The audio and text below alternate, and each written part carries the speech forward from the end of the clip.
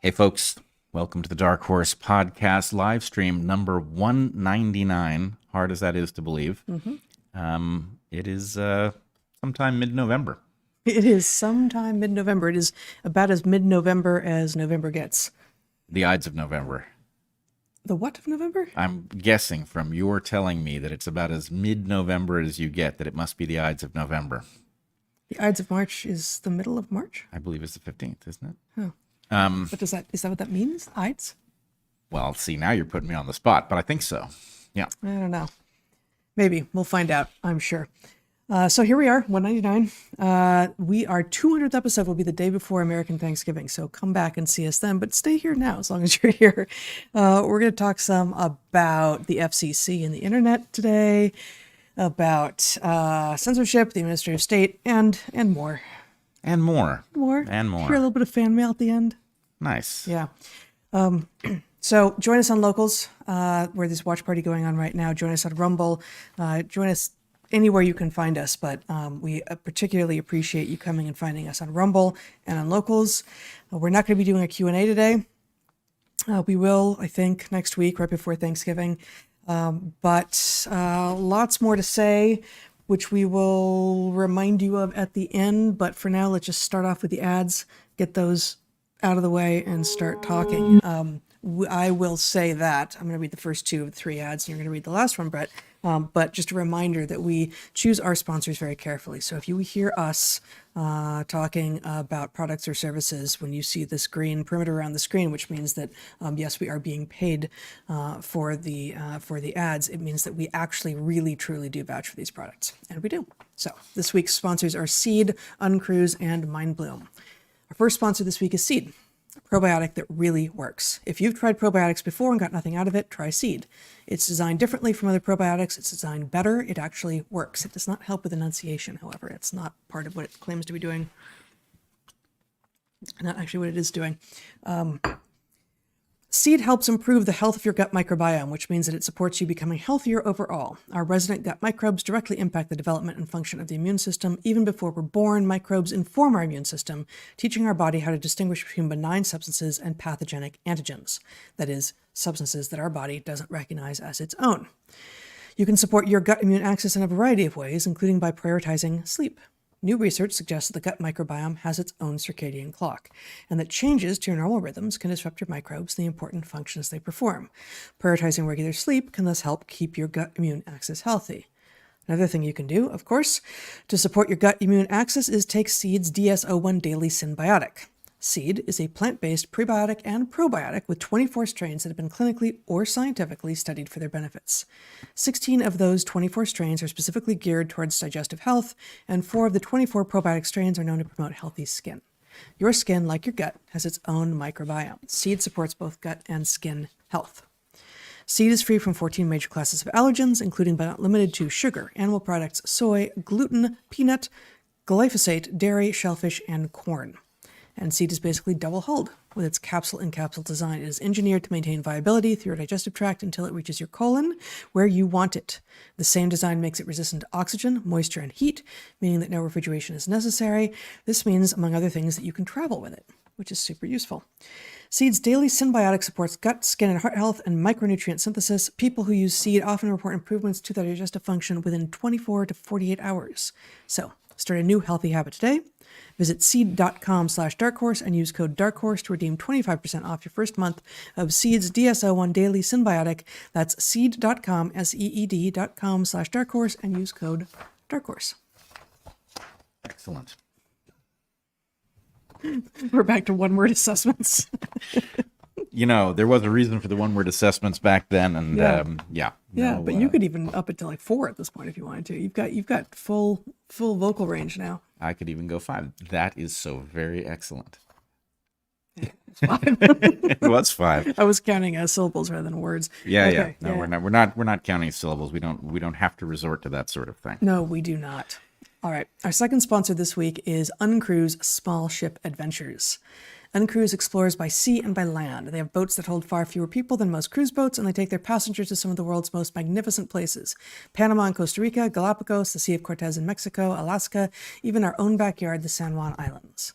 We didn't expect to be extolling the virtues of an adventure travel company because our standards are very high, and most companies honestly don't come close to living up to their own hype. Uncruise is the exception.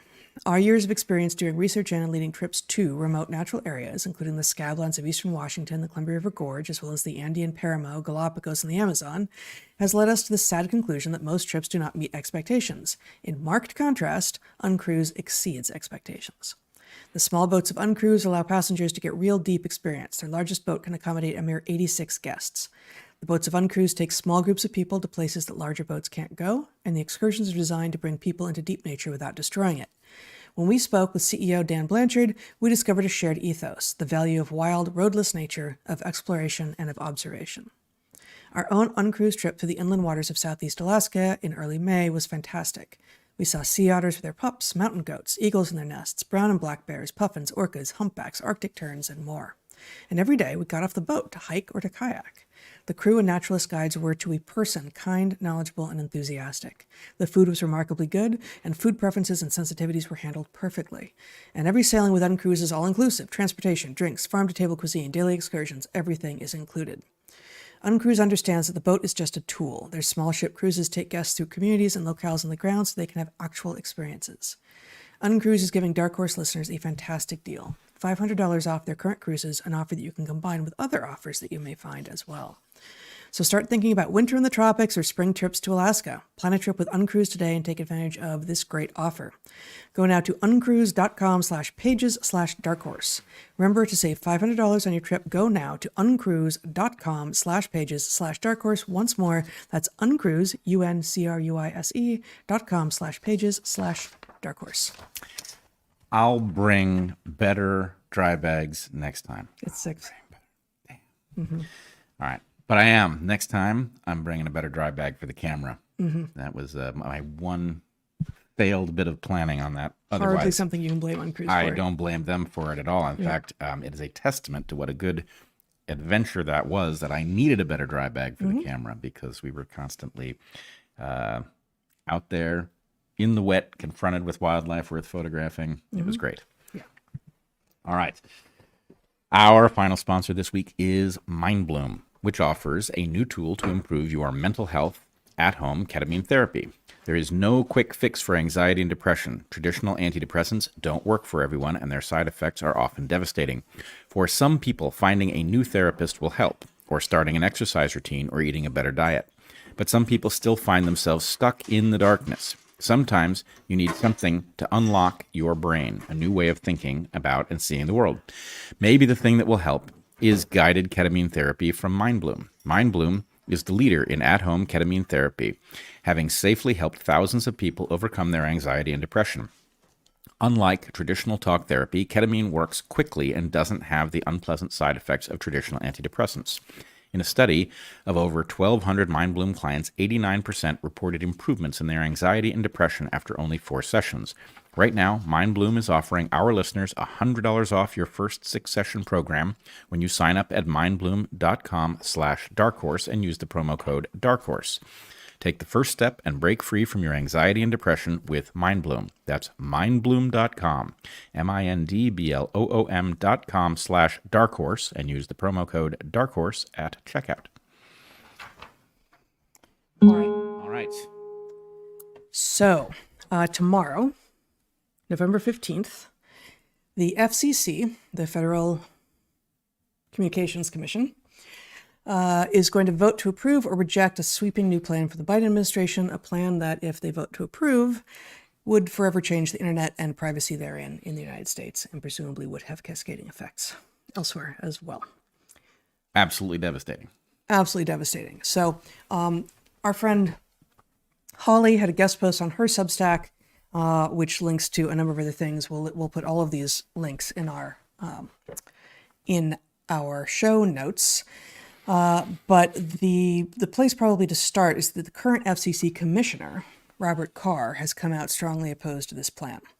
And I want to just read a few highlighted sections from his statement dated November 6th, and then also go to the documents from the FCC itself from October 6th and October 25th, I believe. And then let's talk some. So let's see if you can just zoom back out on me for a minute, Zach. I got to find the stuff. It's somehow not open where it's supposed to be. Okay, here we go. So this is Office of statement, again from November 6th, from the Office of Commissioner Brennan Carr, titled, Carr opposes President Biden's plan to give the administrative state effective control of all internet services and infrastructure in the U.S. This unlawful power grab chooses central planning over free market capitalism. So he begins by saying Democrats have been in charge of the FCC and administrative agencies for 12 of the last 16 years, and they have had lots of opportunity to make changes. And the Biden administration has concluded that where we're at now has not done what needs to be done. And with that, Carr agrees.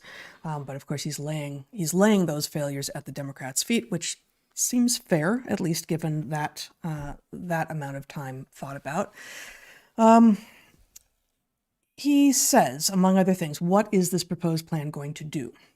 The text of the order, and I did find every single thing that he says is in the order in the original document, so I know this is accurate. The text of the order expressly provides that the FCC would be empowered for the first time to regulate each and every ISPs, that's internet service providers, network infrastructure deployment, network reliability, network upgrades, network maintenance, customer premises equipment and installation, speeds, capacity, latency, data caps, throttling, pricing, promotional rates, imposition of late fees, opportunity for equipment rental, installation time, contract renewal terms, service termination terms, and use of customer credit and account history.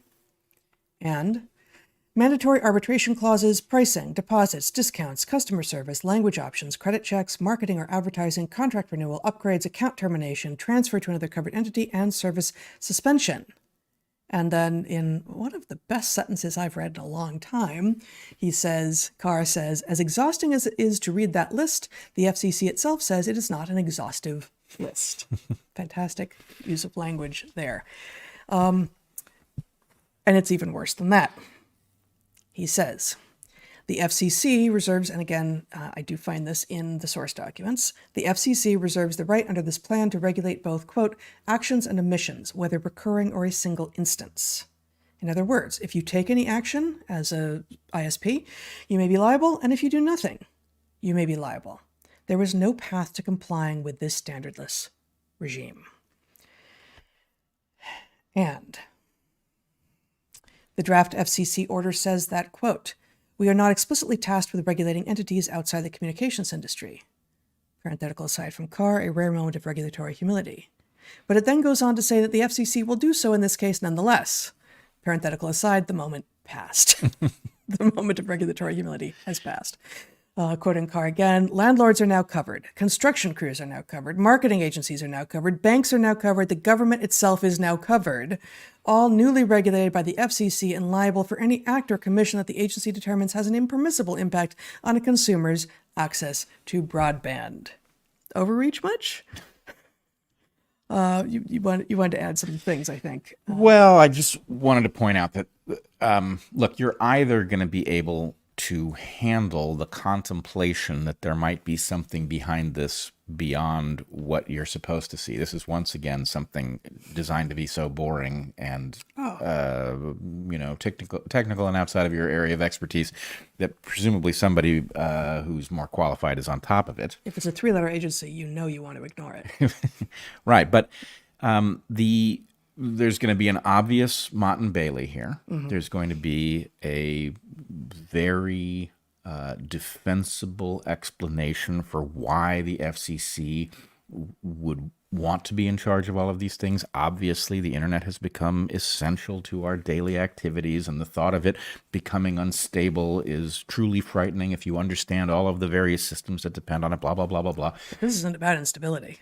Well, this is about inequity and access. Inequity and access. Yeah, Imagine. It's not about internet instability. Well, the question then is this about preventing inequity, and what the hell would that mean? Or we have answers to that. But The obvious point is it is going to be used to create inequity, which those of us who can see, who can read not only between the lines, but the actual lines, Right. can see coming a mile away, which will be denied up until the point that it is invoked, at which point, where the hell are you going to discuss it? Like in your backyard? Yeah. Well, this passed months ago. Where were you then? Well, we were here. And part of the reason we're here now is this is going to a vote tomorrow. And so it is possible that actually getting the attention of your representatives, the links that we'll put online, but really if you go to Commissioner Carr's Twitter account, like there are easy places now where you can go and try to get the attention of your elected officials and say, this should not pass. So I wanted to suggest a rubric. It's such an obvious You one. want to do that before we finish going through this? Or Yeah, we might revisit it. But the rubric is anything that is being proposed should be run through the test of how would that have worked during recent episodes of history. In other words, if you're looking at the WHO proposed treaty amendments, the question is, how would COVID have gone had those amendments been in place already? In this case, we have to ask the question about how would recent episodes of internet censorship have gone differently if the FCC had had these controls, and the answer is it's terrifying.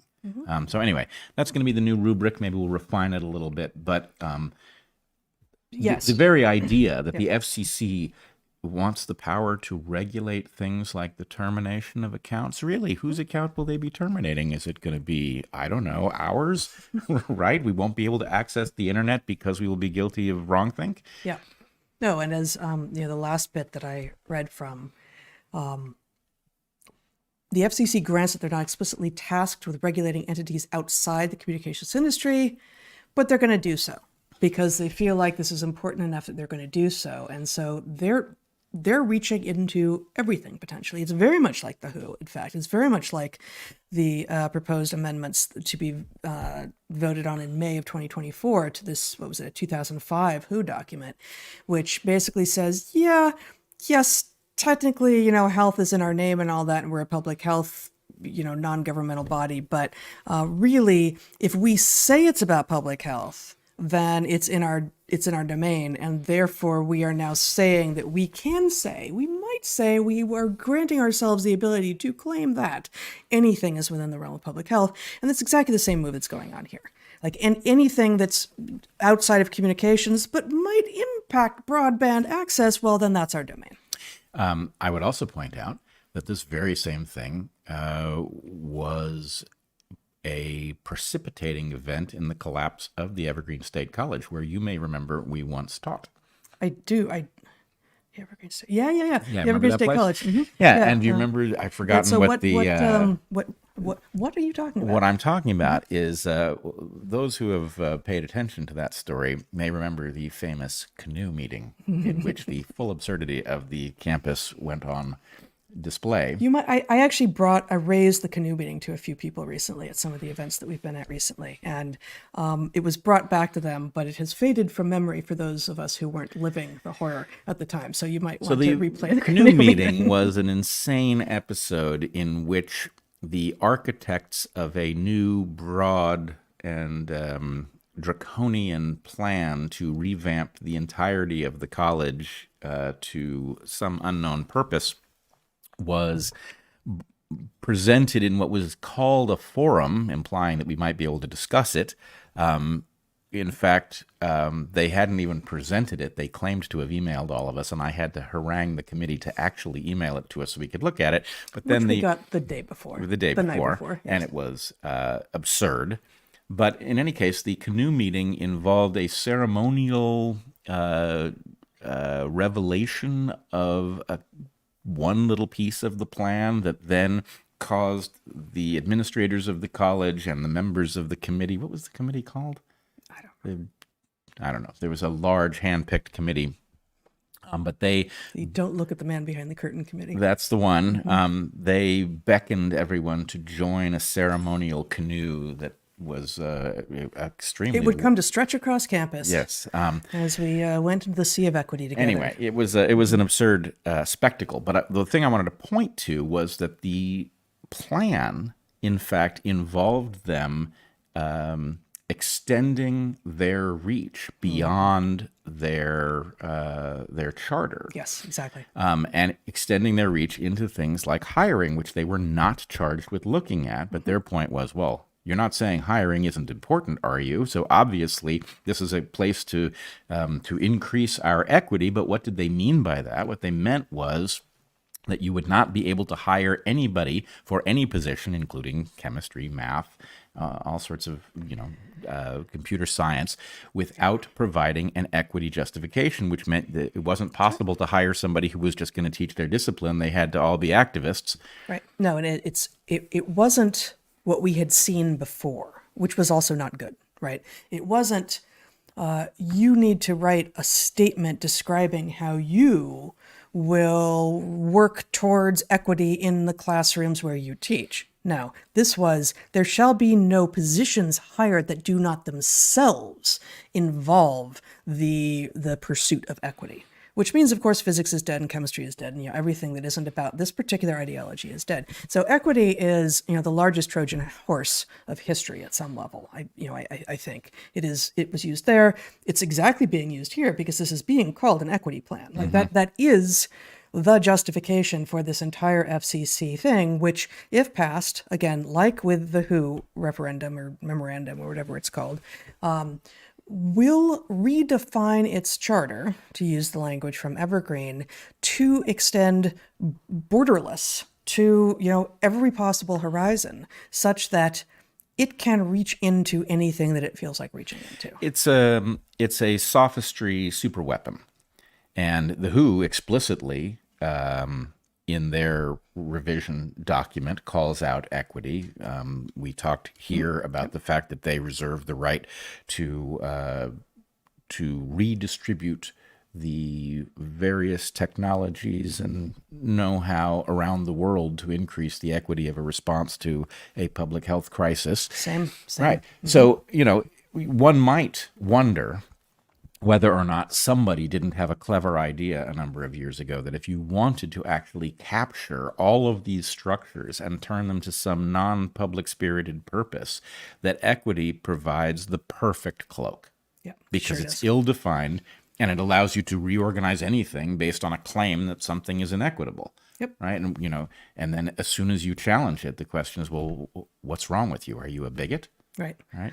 You're in favor of equity, aren't you? And in fact, this was one of their missteps, right? Because it turns out equity doesn't mean what everyone assumes it means. Equity and equality are not the same thing, and we've talked about that. But I think James Lindsay has gone most explicitly and farthest in terms of really laying that out in terms of the distinction between the two.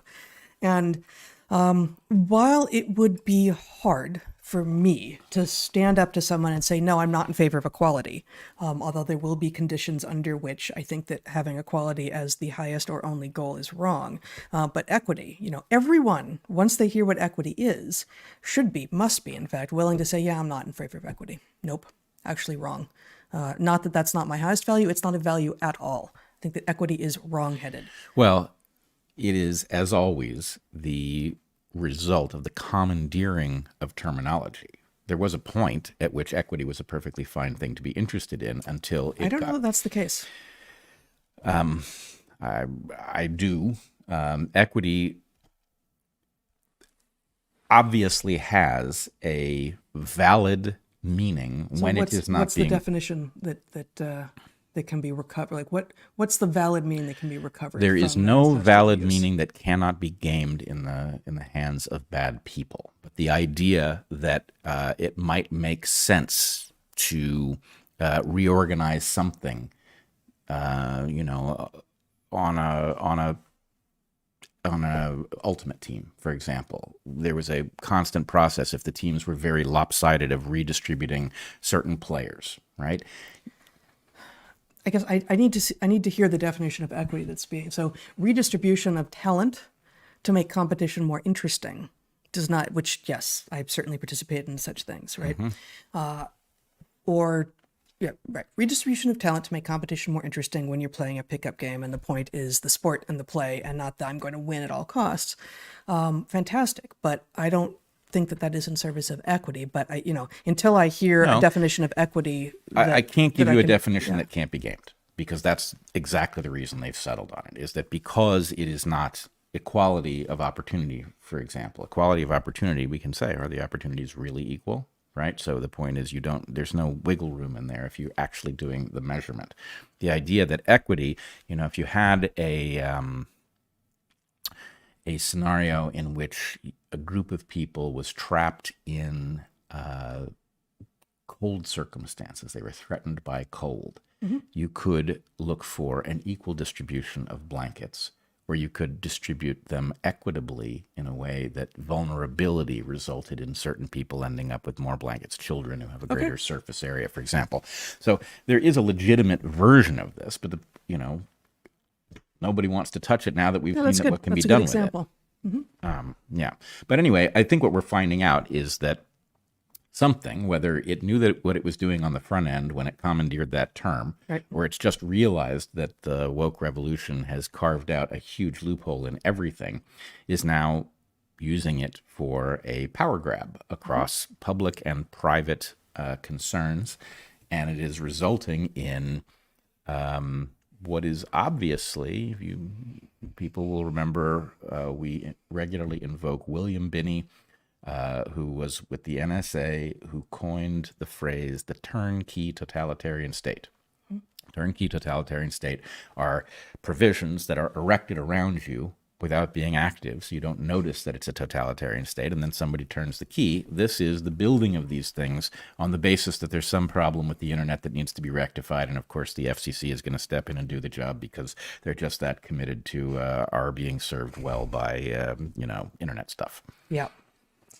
So before I read Carr's statement, of which I'm going to read one more paragraph here, I went back and read the first draft from the FCC, an October 6th document, and then I did not read in full, but I went through and read several parts of it, a very, very lengthy October 25th document from the FCC, which is mostly what Carr is responding to here, and all the quotes here from that October 25th document, which again we'll link in the show notes.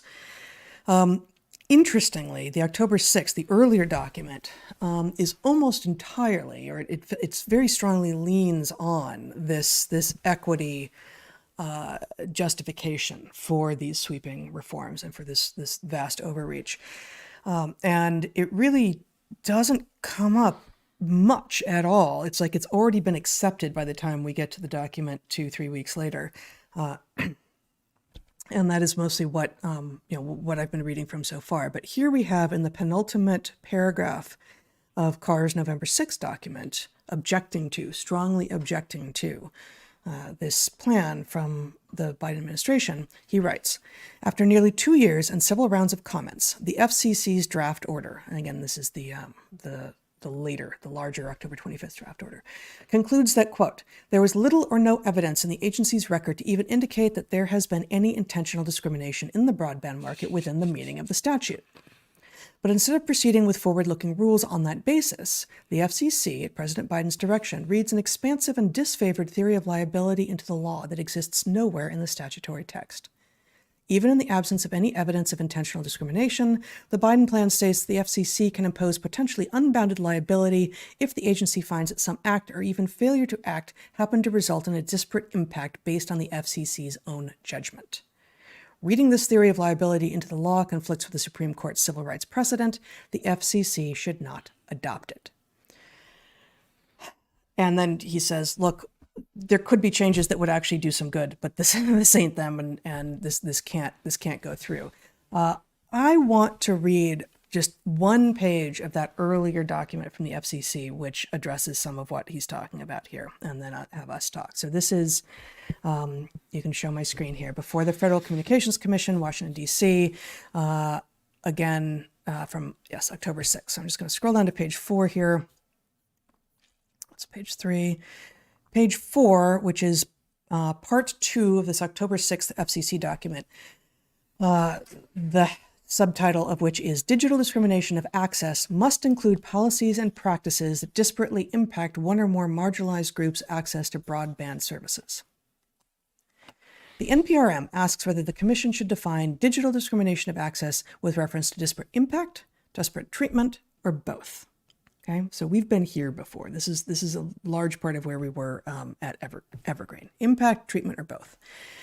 The NTIA, and all the acronyms don't really matter here. The NTIA urges the Commission to include both concepts in its definition of digital discrimination. A broadband provider's practice or policy should be deemed discriminatory if it facially discriminates between or among groups, or disparately impacts marginalized groups, notwithstanding the absence of any overtly disparate treatment. The core concern in this area is the reality experienced by individuals and communities, including whether fast, reliable, and affordable high-speed internet services are made available to them on an equal footing with their counterparts. While disparities in service could result from intentional discriminatory treatment based on the statute's protected characteristics, which should certainly be prohibited, they may more commonly result from business decisions and institutional behaviors that were set in motion without any discriminatory intent. Indeed, ISPs and industry groups have been careful to point out that documented evidence of disparate treatment in this area is nearly non-existent. Nevertheless, marginalized groups' access to and adoption of broadband internet service has historically lagged behind, sometimes well behind that of other groups. Thus, only a definition of digital discrimination that includes policies and practices that have disparate impacts can adequately protect less connected communities. They're doing quite a bit of argumentational bait and switch there. Yeah. They say because there is no evidence of disparate treatment, and yet we see differences, therefore we have to include disparate impacts in what we're including in what we get to have any say about, because otherwise we don't have any power at all. So they've created the need for themselves by admitting, probably to their despair, that actually there's no evidence of disparate treatment. Oops. Like Verizon and T-Mobile and all the rest, they're not actually engaging in disparate treatment of rich versus not, white versus black, any of this. Like there's no evidence of this. But because there is no evidence of that, therefore we must include disparate outcomes, because otherwise what are we to do? What's a poor FCC to do? I would also point out that Evergreen made this all so clear as well, because Precisely. In that very same document, they outlined that they would not accept that that the treatment of students had been equal until everyone was equally capable on graduation. Of course, the only conceivable way to do that is to hobble people who, for whatever reason, even if it's past discrimination, have arrived at Evergreen with certain skills. So anyway, the point is they're just declaring, it's like declaring a war on terror, right? It doesn't end. So this is declaring a need that can't possibly be met, and therefore a perpetual opportunity for meddling. It reminds me too, this is maybe going to seem a little farther afield, but it reminds me of the Google memo. It's not a thing. The Google memo dust up from summer of 2017, where James Damore, then an employee of Google, was invited by Google, along with many other managers, I don't remember what his job was exactly, software engineer managers, to consider why there might be the skewed sex ratio that there was among software engineers at Google.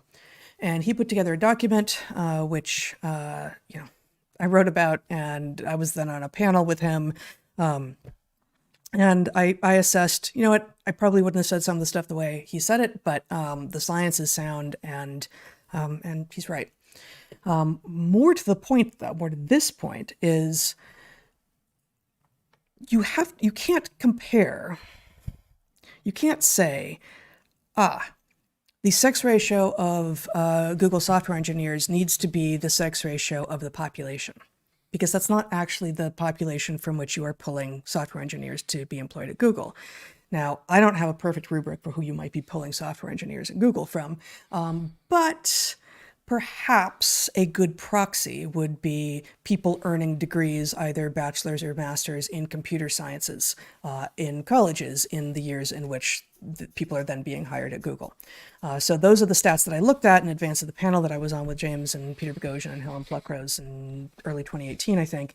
And sure enough, the sex ratio of people earning degrees in computer science at both the bachelor's and master's level, and it held whether or not you did either of those, was exactly the same, about 4-to-1, male to female, as the sex ratio of software engineers at Google, which tells you that even if there is discrimination, for which there's really very little evidence, but even if there is discrimination against female software engineers somewhere along the way, it's not at Google. Like, Google is hiring the sex ratio at exactly the ratio that the software engineers are being produced. So the reason that comes up here is that the idea that the ISPs are going to be responsible for disparate outcomes when they have already been freed of the contention that they are engaging in disparate treatment is insane. It's completely insane. And no, of course, we should not all be responsible for disparate outcomes in systems which have all of this complexity. And not that we shouldn't try to solve these problems, but the idea that you're providing the service, therefore you're responsible for any disparity in outcome, even though we've already demonstrated that you have done really what we could have hoped for you to have done. I would also point out I'm done. that the idea, if you were going to pick one thing where there really was no remedy necessary, it might be broadband, right? Who lacks a damn cell phone these days? Who lacks broadband access to the internet? Some homeless people have this, right? This is like, and in what period of time did it become so universally distributed? No, so I don't know if I'm going to be able to find it, but there's actually a section in one of these frickin' FCC documents about storms. And their point is... Which are inequitably distributed. Right. And their point kind of is, poor people live in places with bad weather. And that may be true. I'm not at all convinced that it is true, but that may be true. In which case, the ISP has to deal with this? The ISP is now responsible for...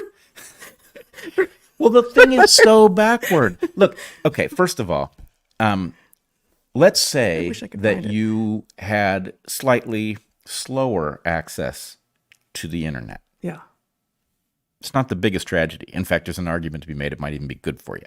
Well, as with so many things, COVID set us up for this, right? So what we saw was we're going to shut down schools to save people. And then, they sent all the kids home. And of course, the cascading of the downstream effects of that are huge and dire. But one of the things that we saw for sure was, a lot of kids actually don't have, anything at home. Much, a computer, broadband, food, loving parents, a bed, like anything, right? And so that is, I'm sure, part of what allowed this thing to happen, right? But we know a lot of people don't have it. It's like, yeah, okay, true. Some number of people don't.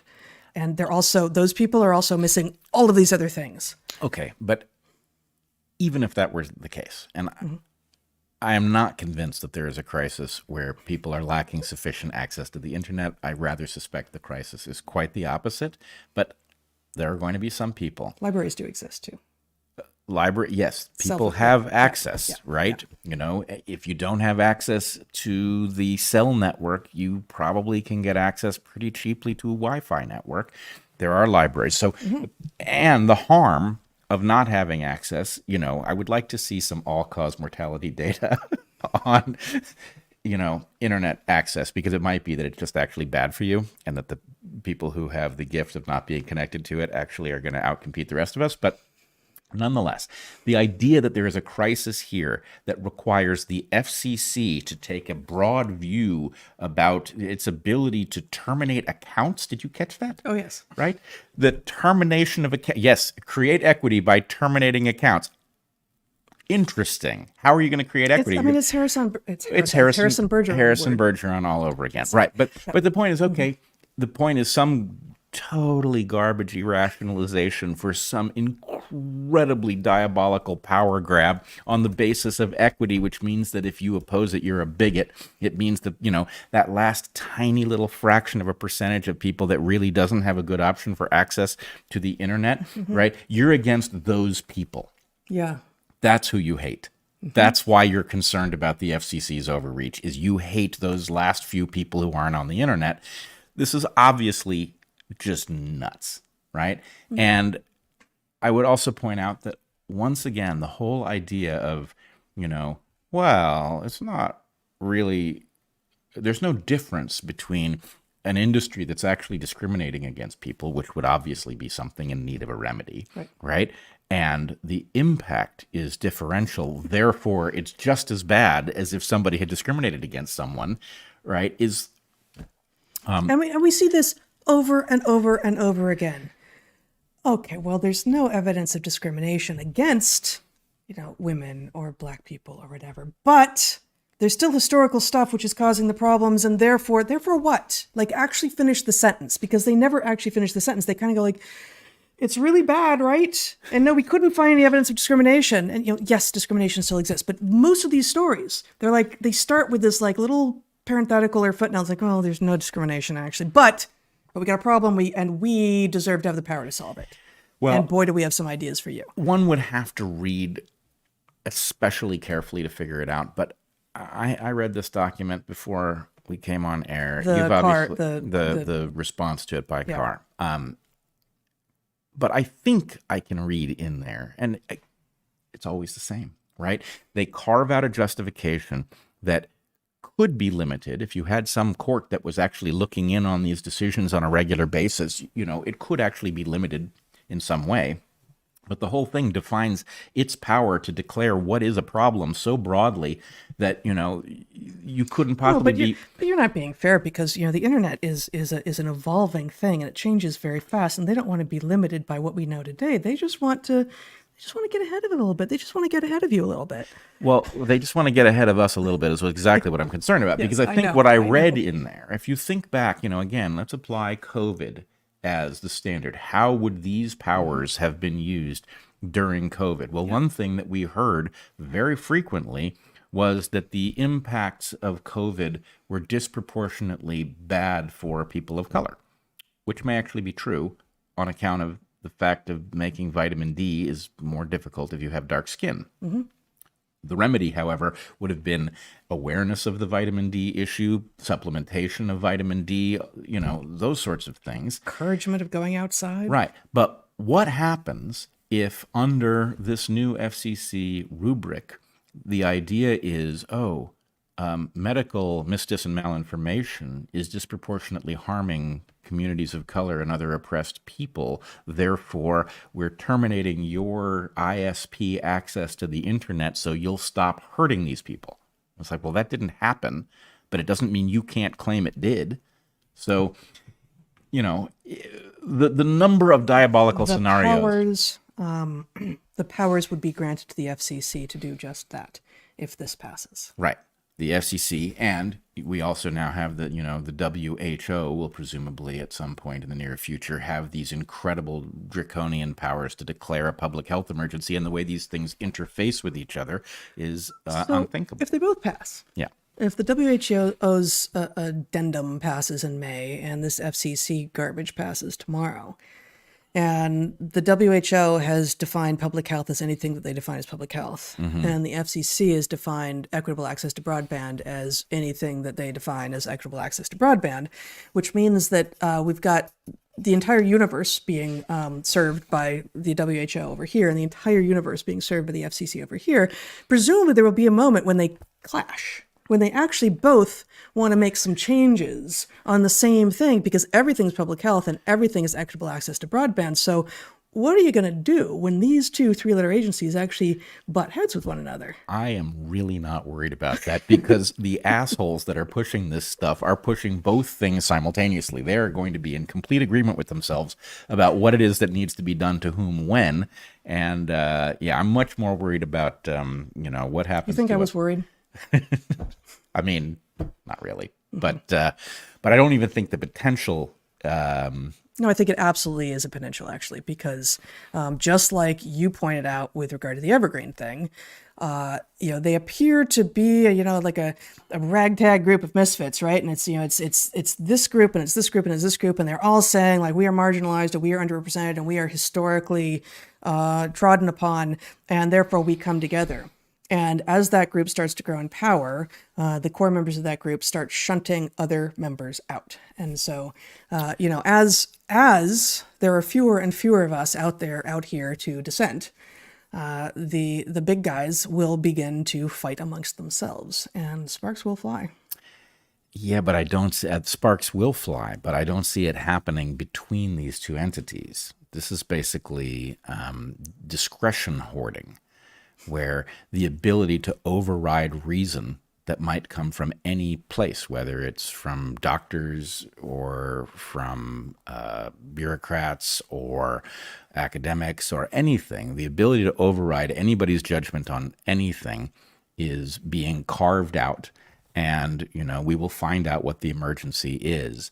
So, no doubt, as whatever the game is that they're playing behind the scenes results in people being thrown out of the coalition, they will nonetheless end up in possession of all of the discretion that they've hoarded. Yep.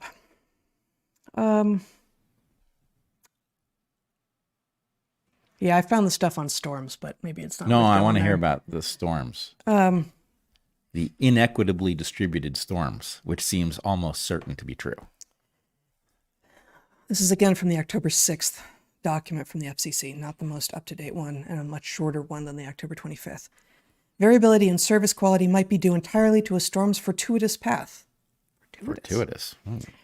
Or, alternatively, to the combination of that path and a provider's practices and policies with respect to network investments and upgrades. If such practices and policies are facially neutral, it's facially, right? That's how you pronounce that. Facially? It's a legal term. Like on its face is what they mean? Well, it's a legal term. Anyway, if such practices and policies are facially neutral, for example, based on revenue opportunities in different areas, but lead to outages or limitations felt disproportionately by marginalized communities, only a disparate impact framework will allow the Commission to address and remedy them. Now, to really interpret this, you have to know what a disparate impact framework is, which sounds like probably something that the Commission will get to define out of view of the rest of us and then present to us. By adopting such a framework, to be decided on out of view, the Commission can help ensure that providers take proactive steps to mitigate the disparities caused by environmental and other external factors. Ensure that providers take proactive steps to mitigate the disparities caused by environmental factors. This is just strange. And thus, if there exist areas where environmental or other factors truly preclude feasible provision of service, the Commission both can and per the statute must account for those factors. Again, how? Like what are they giving themselves the right to do? And then just one more here.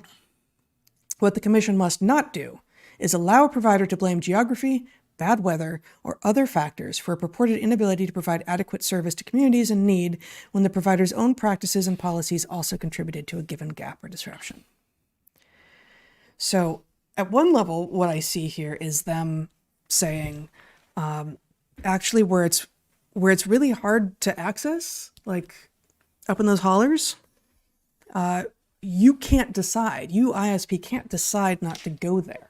You can't decide just to do the flatlands where it's easy to run lines.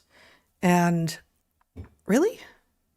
Like, I'm surprised at that even. And that's like the shallow end of this pool, that the providers, I mean, this is going to seem like it's out of nowhere. You will understand. People who go to the jungle now, who aren't even who are, as we in our early days, we're becoming tropical biologists, but we're going to jungles in Central America and in Madagascar, and we had the sense at first, like, rainforests are steep. Like, rainforests aren't steep. The rainforests that remain on this planet are steep because they were logged last. Rainforests are on every kind of terrain where it's lowland and it's tropical and it's wet. Right, and some other factors around soil and climate work in its favor. But every place where there was rainforest that was flat, it got cut down. Because of the hardwoods, because of agriculture, because of roads, because of development, because it's far easier for humans to move into flat places than into steep places. So, that is an historical truth from forever, that we take what's easy first. And the idea that the ISPs are being required to uniformly blanket an area is interesting. I don't actually know precisely where I fall on this, but that is one of the things here that I at least thought, I wonder to what degree that is agreed upon. Well, I mean, I see a couple things here. On the one hand, you can imagine that to the extent that there are people who live somewhere so remote that the internet can't reach them, that there's an argument to be made that these people are hobbled in something essential to modern life. I don't think that's what's going on here at all. Yeah. And again, I envy those people, as probably do most of us. But I also wonder, in light of what we've learned about mass formation, if there is not some desire to ensure that everybody's plugged in, and they're going to use an equity justification to make sure that they reach every last place, so that there's nobody left to go, hey, the rest of you are all going crazy. What's that about?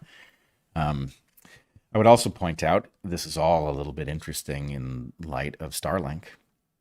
Yeah. Right? Starlink literally puts broadband internet access on boats at sea.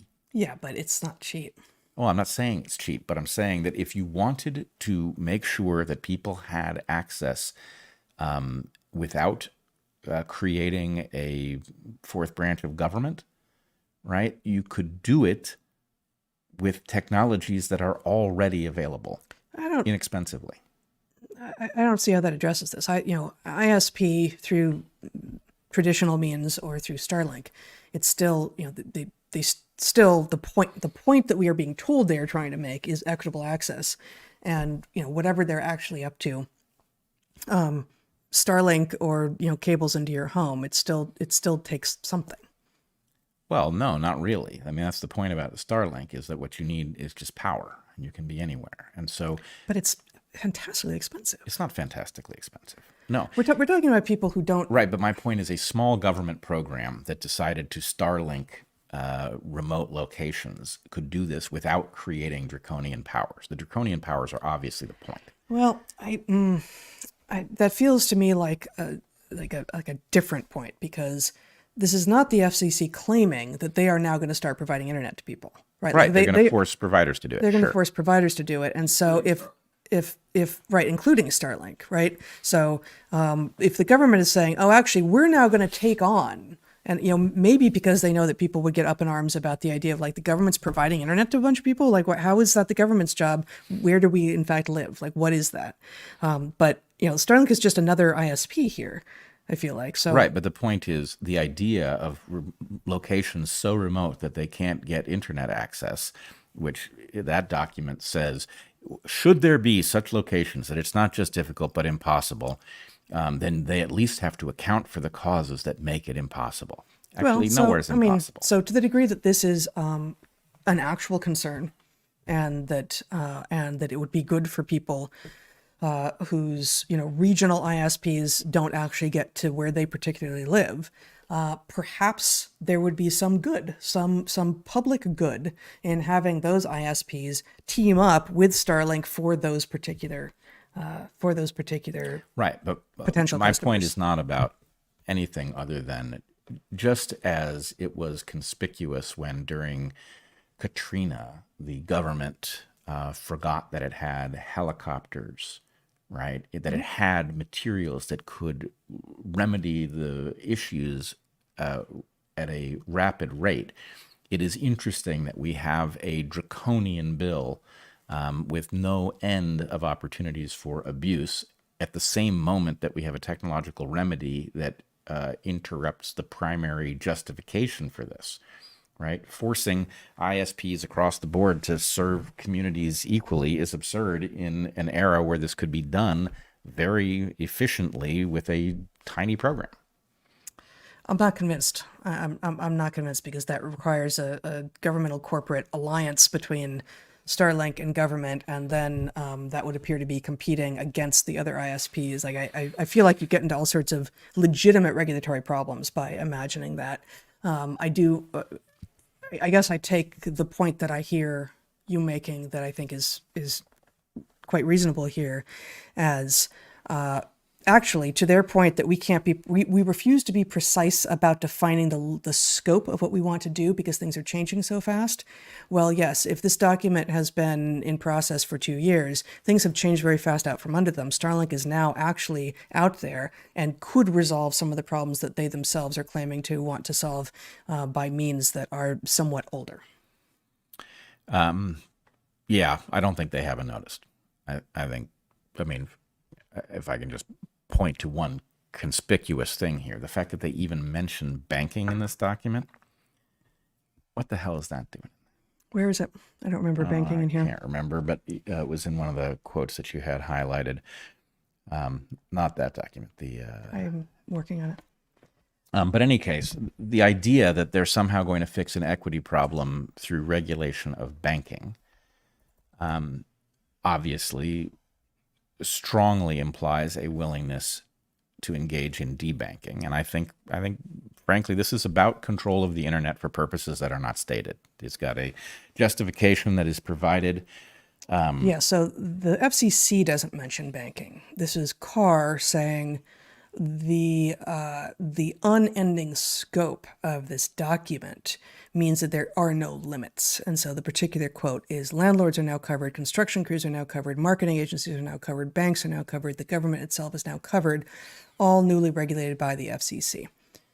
So, they're just to say it's not singled out by the FCC, but his point is, and It's as far covered. as far as I can tell from having read the original documents, not being an expert in this at all, and he's right.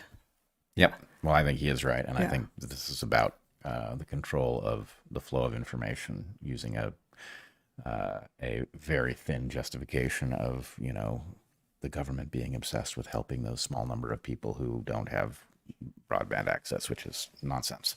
Yep.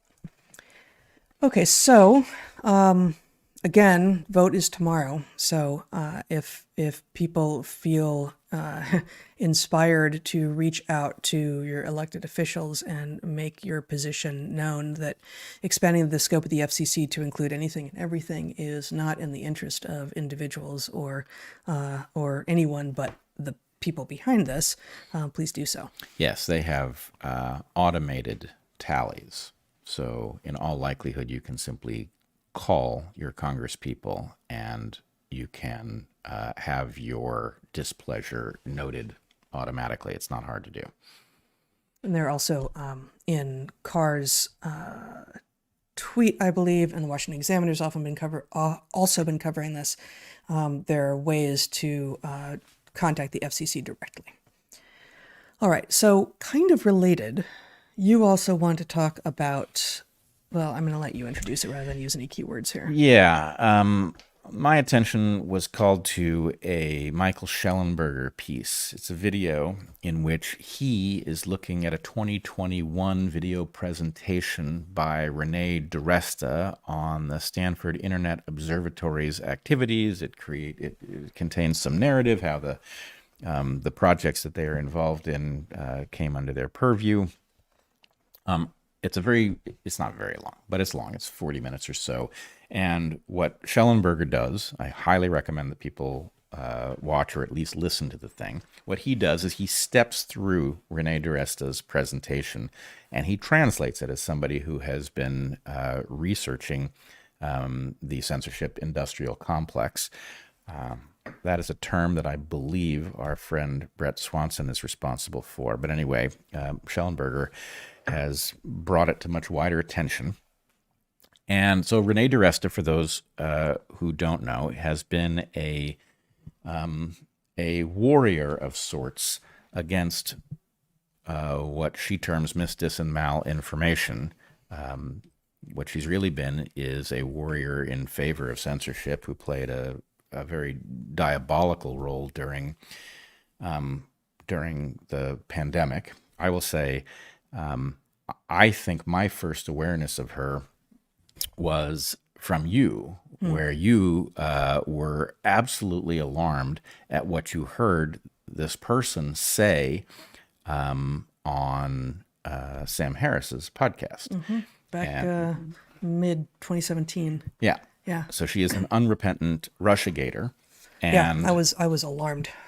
you were alarmed, Yeah. and I then listened to it, and it was like, my goodness, A, this person is out of control, and B, Sam's buying it. What is that? I will say that's not the only place that Sam has shown himself to be gullible. Turns out now, as Shellenberger covers in the beginning of his video, she has connections to the CIA, which is not terribly surprising. But of course, Stanford is ostensibly private, despite the fact that a huge fraction of its budget comes from the federal government. But anyway, these things all become rather murky. But I wanted to call attention to one particular segment of this longer video, which we're going to play. And then I want to talk about what its implications are relative to things we've discussed here on DarkHorse many times. The Election Integrity Partnership started in September 2020. We had stakeholder types who could surface instances of concern. Stakeholder types, so government, civil society, platforms, media, so these are the people that are going to be demanding the censorship. Civil society and government flagged things that were emerging in their communities. So they're spying on their neighbors. Our own analysts did proactive detection as well. We also spied on people. We created tickets and an intake queue to track the evolution of incidents over time, to see if false or misleading claims were gaining in reach or velocity. That's the key here. So it's important to understand that these guys are really not out to censor every last thing. They don't need total control over the discourse, over the communications environment. They're looking specifically to stop things that go viral. They're looking to stop stuff that reaches a lot of people. So that's her emphasis. That's what Renée is constantly emphasizing here. And in fact, it's such a main focus that the next version of this partnership is called the Virality Project, and it's specifically focused on stopping viral narratives that result in vaccine hesitancy. There were multiple tiers of analysis, ensuring that any particular incident or piece of content had several pairs of eyes on it. And as analysis went on, we closed the loop with the reporting stakeholder to help ensure that they understood the dynamics of whatever had inspired their concern. Now, sometimes these false and misleading narratives went nowhere. People are wrong on the internet regularly, and it's not a cause for concern. We don't worry about it when it doesn't go viral.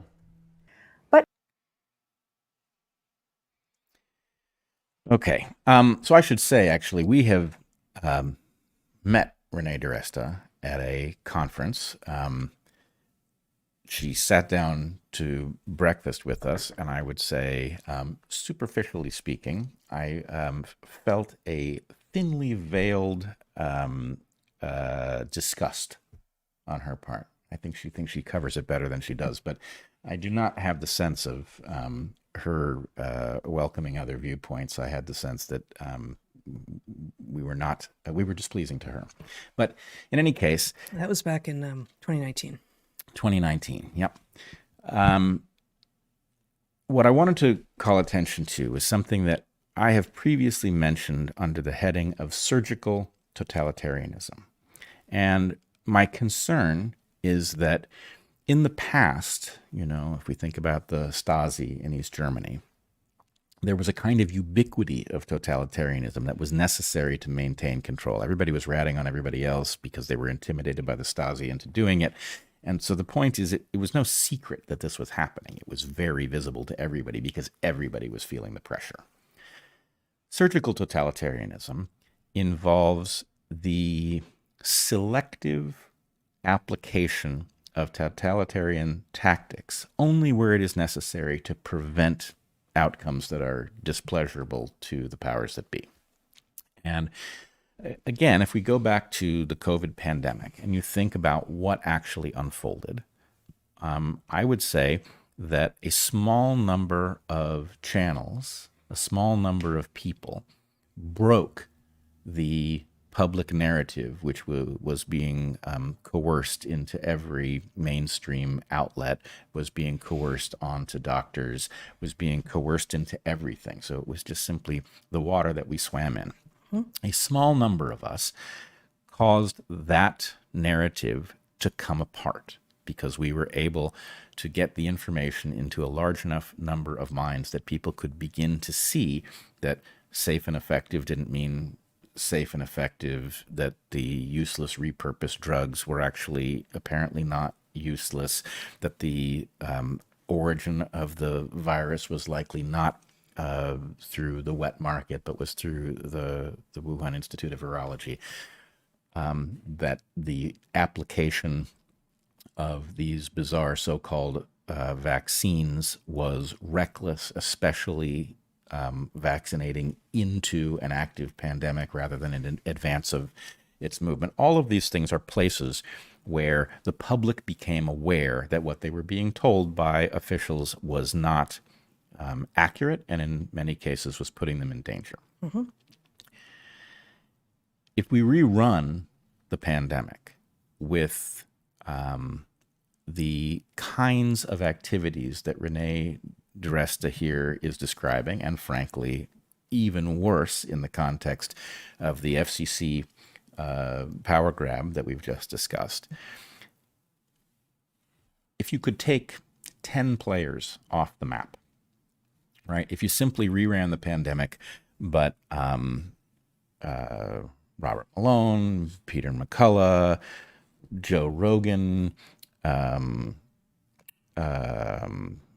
Desmet, if you took 10 players off the map, including you and me, the pandemic unfolds totally differently, right? The story never breaks. People probably at this point will have just simply accepted that the reason that we can now all go back to life is that these marvelous vaccines have saved the day. They will accept the phony data that suggests that they've probably been kept out of the hospital by these things. And they would be inserted into the childhood vaccine schedule, and everybody would dutifully be getting their kids vaccinated with them, despite the fact that that never made the slightest bit of sense.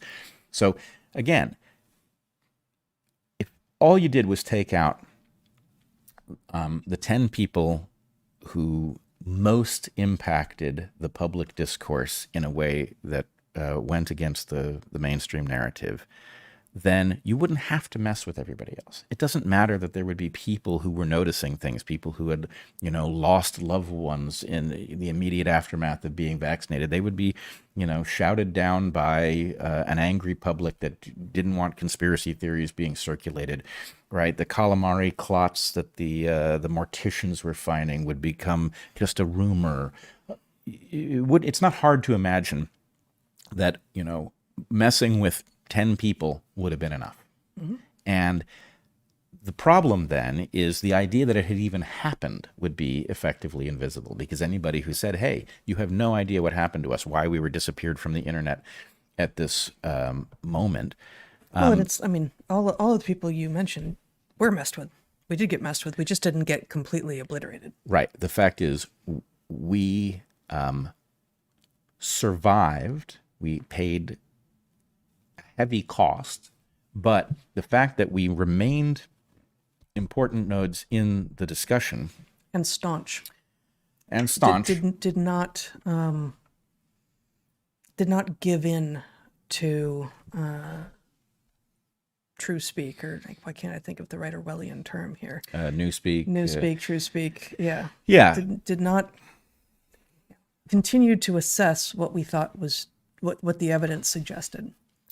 So, and true for everyone you mentioned, and many more. Right, besides. and many more, and there, I don't. The list I've given is not complete. Majid Nawaz. There are lots of people who played an important role in that. But so I want to just rescue two terms. One, I would say the prediction implied by the concept of surgical totalitarianism is now clearly true. Renée DiResta is talking about surgical totalitarianism in terms designed to make it sound cuddly, but nonetheless, it's obviously a real thing. She is well aware, as a person who is a central node in the censorship industrial complex, that it doesn't make sense to censor everybody who says stuff that violates the mainstream narrative. What you really just need to do is decapitate the emerging sense-making capacity, and then people are free to talk among themselves. They can have whatever beliefs they like. It just doesn't threaten power. So that's one thing. Surgical totalitarianism turns out to be true. right? Renée DiResta just told you that it was. The other thing I want to point to is the model of Goliath that we have talked about many times. So just a refresher. Goliath is the force that opposes meaningful change.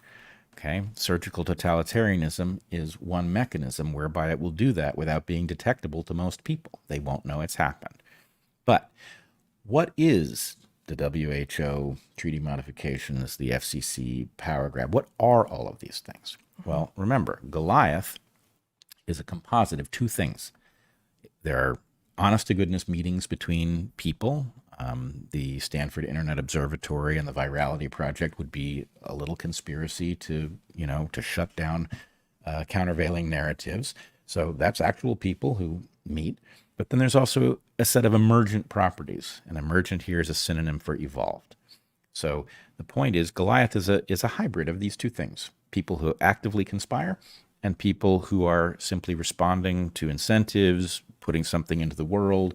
So it is an automatic evolved process.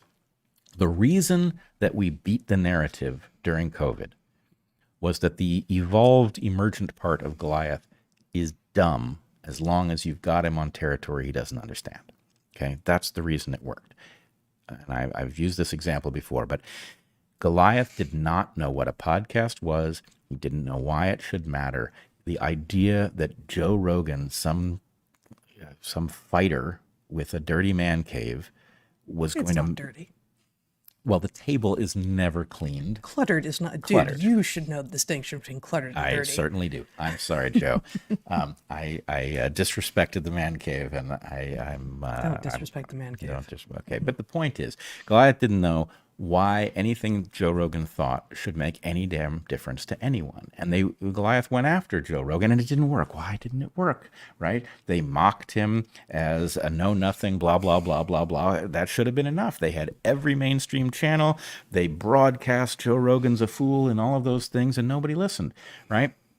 But here's the point. Goliath... He looks sick filter on him. Yeah, he looks sick filter on CNN, right? Yep.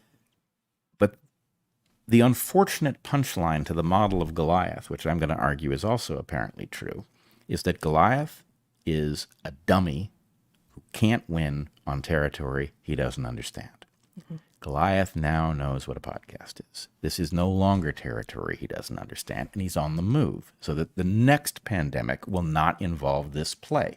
Right? You can't run that play twice and expect it to work, because the next time the FCC is going to come after you, they're going to debank you.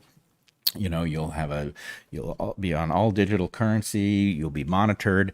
The WHO is going to declare you a public health menace. Whatever it is, the architecture not to lose in the same way again is obviously on the march.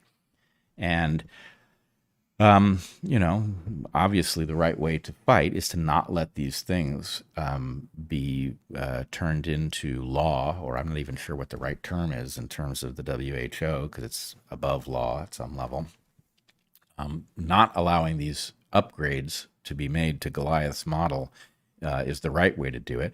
Unfortunately, a apparent defect in human character where we can only pay attention to one thing at a time, and at the moment we're paying attention to the Middle East, and therefore the FCC and the WHO are going to be reflashed with brand new powers designed to upend the small number of people who actually made a difference in the public narrative. Reflashed. Yeah, It's just a little firmware update. It's just a little firmware update.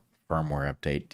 Don't your eyes just glaze over even hearing about it? Can you just deal with it and give me Right. back my functional Exactly. thing? Give me Yeah. I'll check out the new features, and moments later I'll be back to enjoying my broadband access that I have, irrespective of what color I might be or how oppressed my ancestors were, because everybody's got it, right?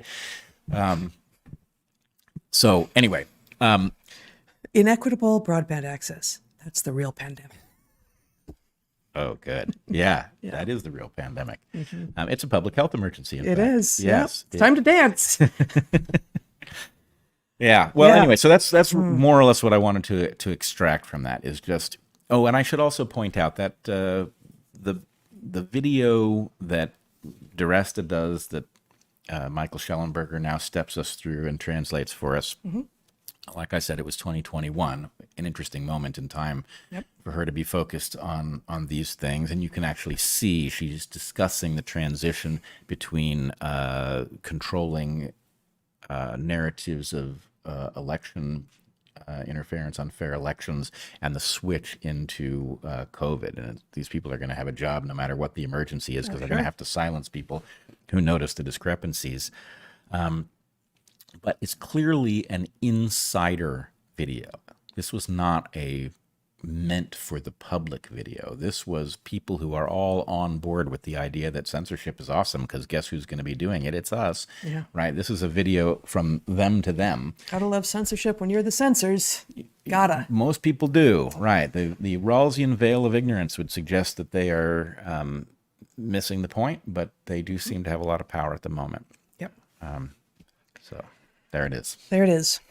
Okay, so there was one other large set of topic that you thought that you wanted to talk about this week. Do you still, or do you want to save it? I guess maybe we could do it quickly. All right.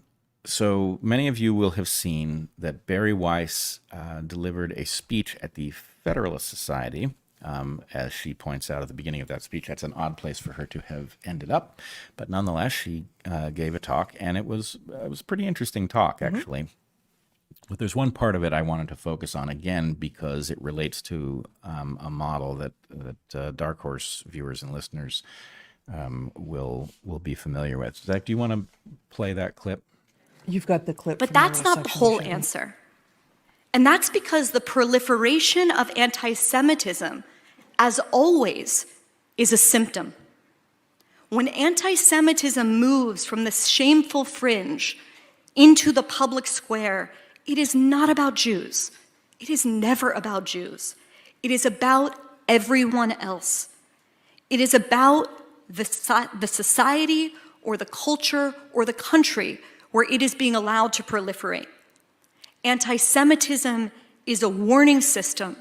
It is a sign that the society itself is breaking down, that it is dying.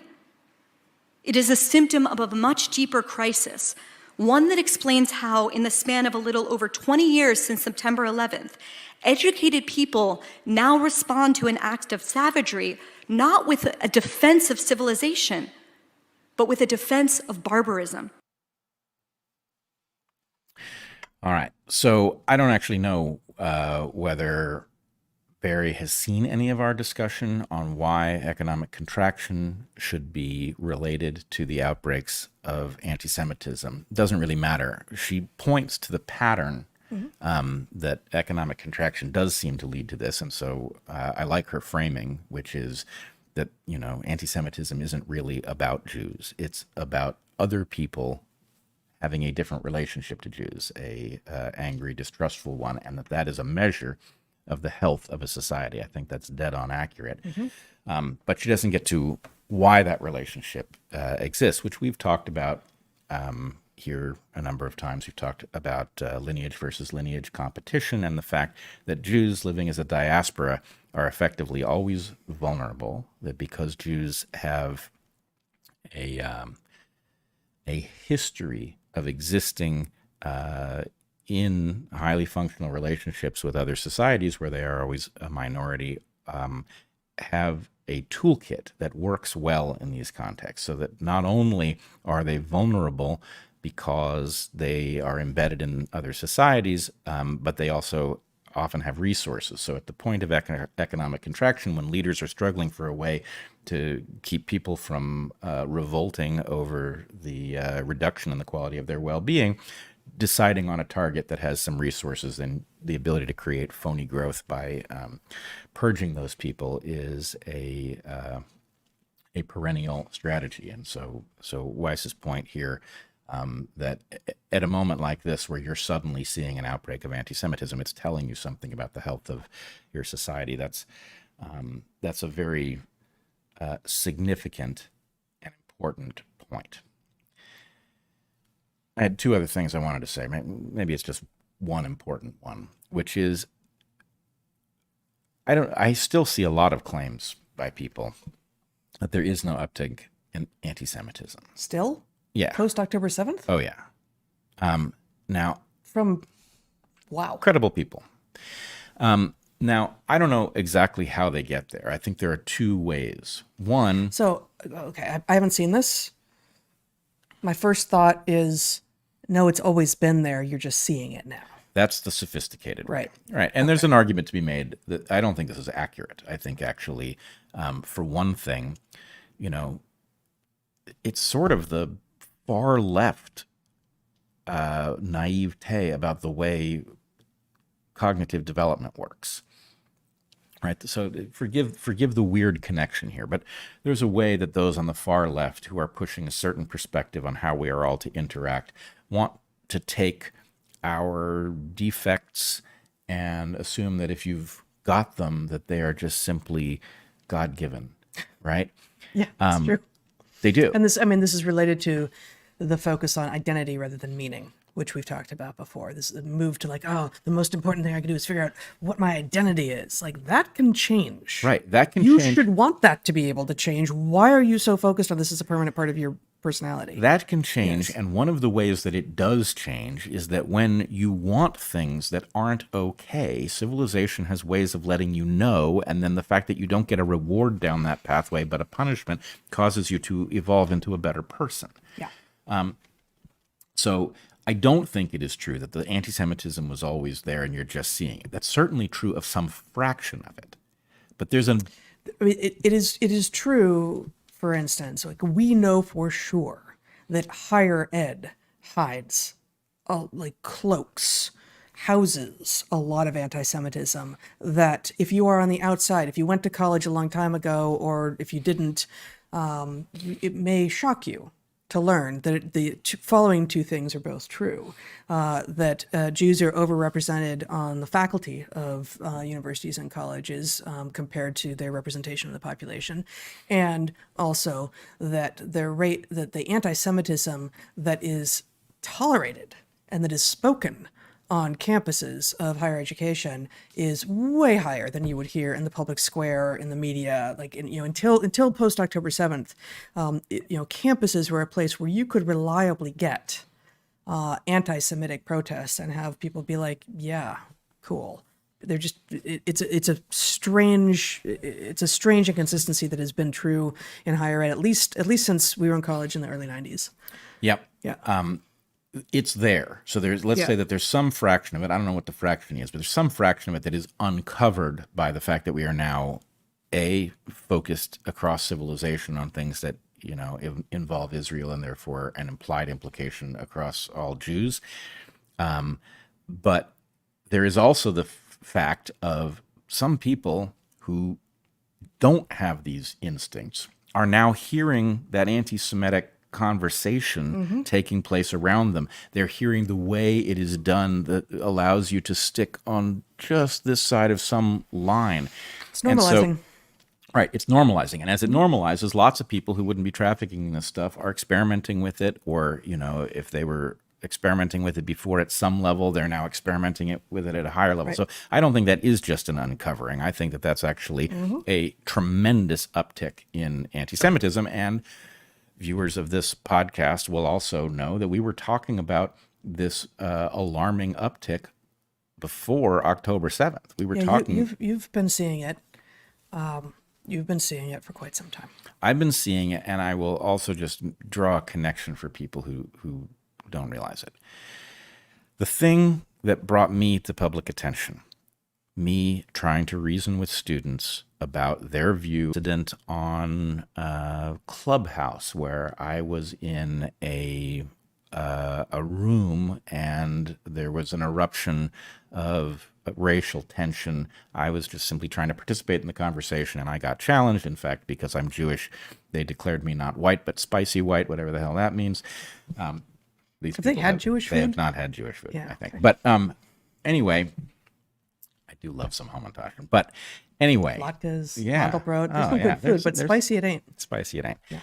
But so there is this uptick both in the visibility, the acceptability of anti-Semitism, but also the degree to which resentments that bubble up during an economic contraction are on people's minds. It's just there. And if you're not seeing it yet, it's because you're not in the right places. So go take a look. You'll find it. It's there. It comes in a bunch of different flavors.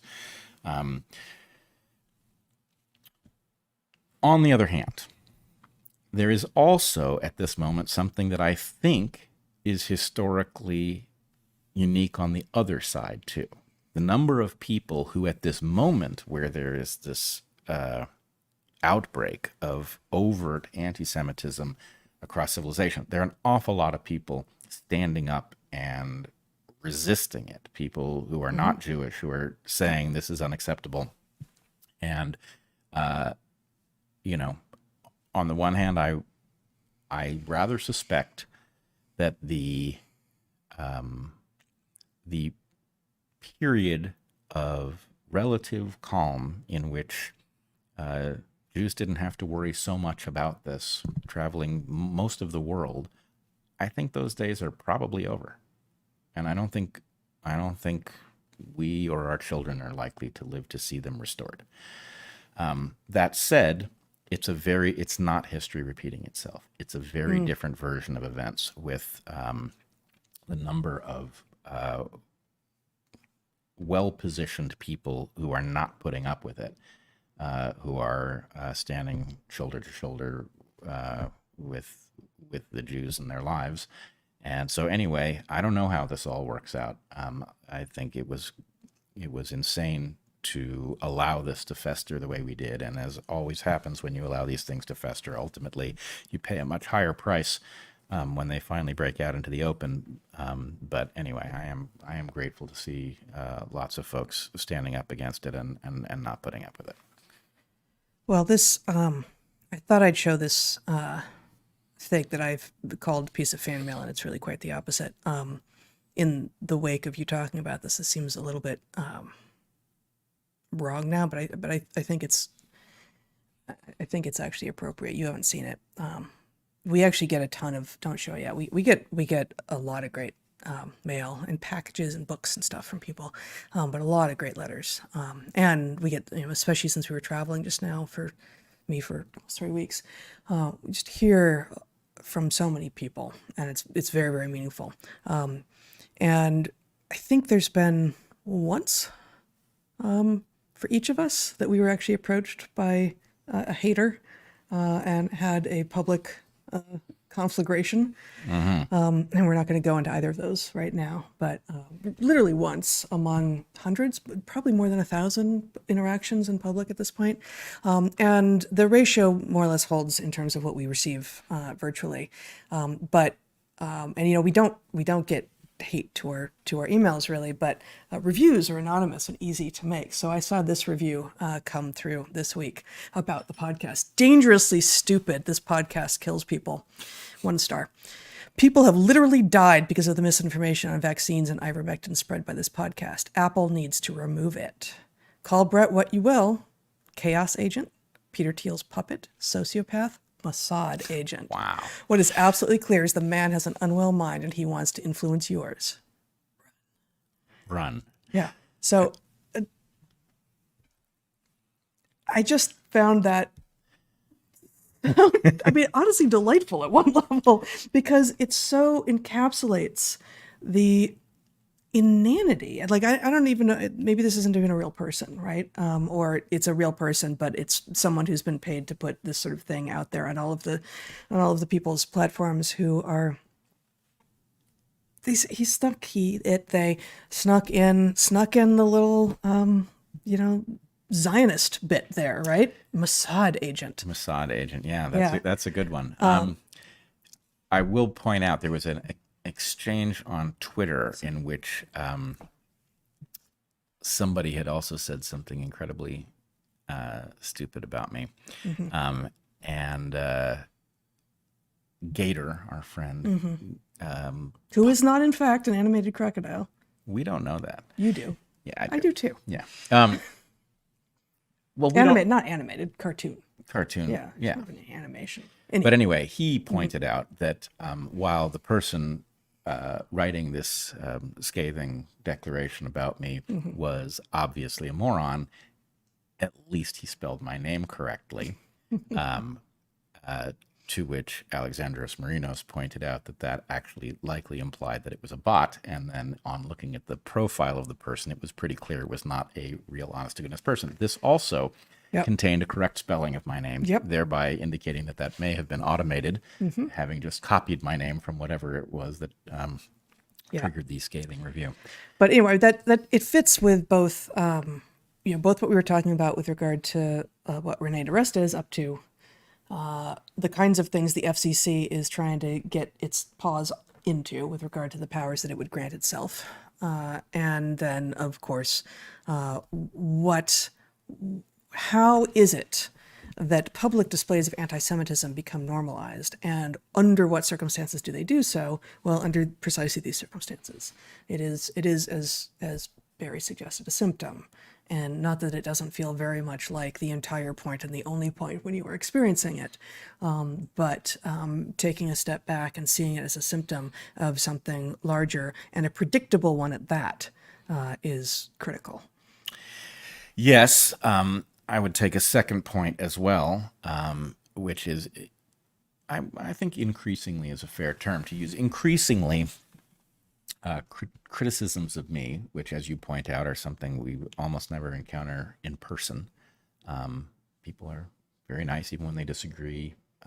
It's very rare that we get challenged this way, but online, of course, it happens all the time.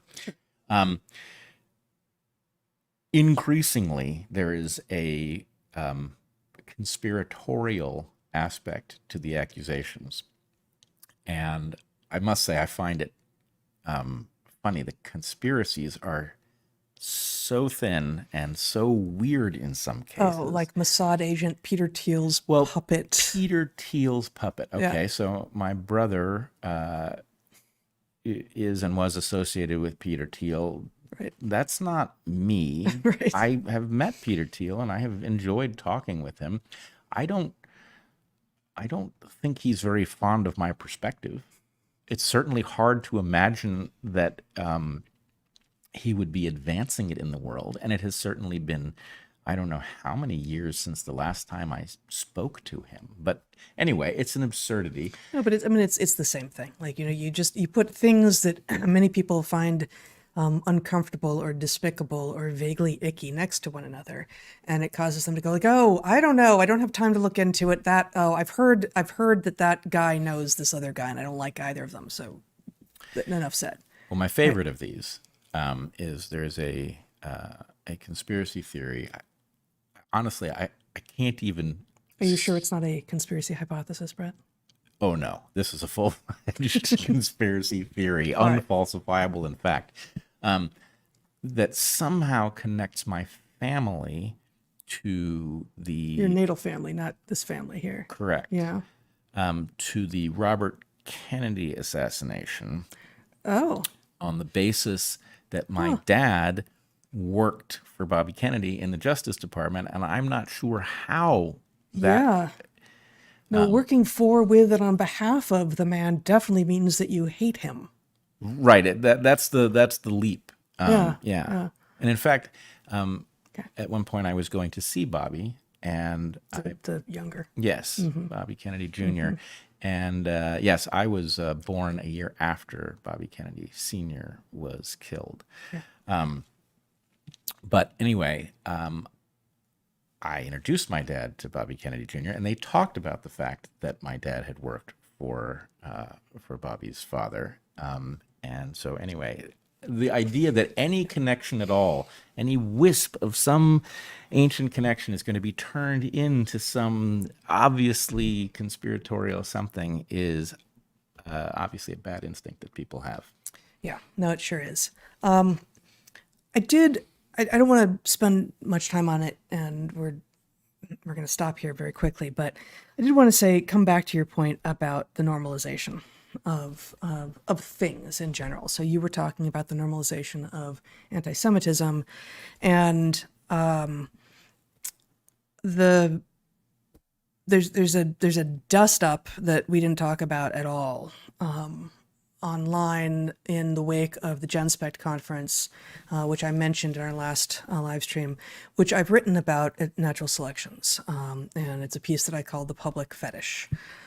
And it's about autogynephilia at the GenSpect conference, and specifically a man who identifies himself as, and again with this focus on identity, as an autogynephile, finds that clarifying as a way to understand what he is in life, which is to say someone who is a heterosexual male who has turned the focus of his attraction inward so that he wants to be attracted to himself as a woman.